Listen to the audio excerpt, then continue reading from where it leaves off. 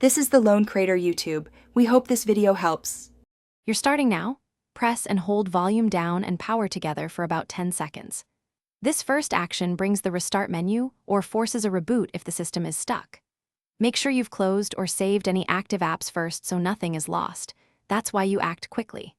If the screen remains frozen, keep holding. This forced restart bypasses normal shutdown and reinitializes core services, which often clears temporary glitches without changing settings.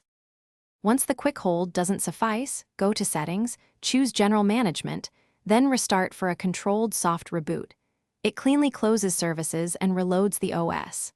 Tap Restart and wait, typically between 30 and 90 seconds, for the device to power down and boot back up.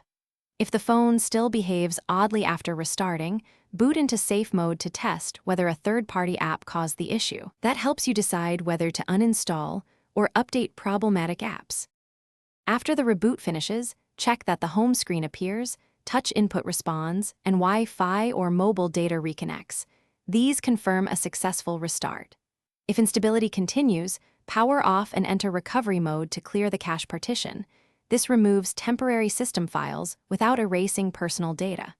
Make sure to back up important files before any deeper steps. As a final troubleshooting tip, only use a factory reset when nothing else works. Thanks for watching.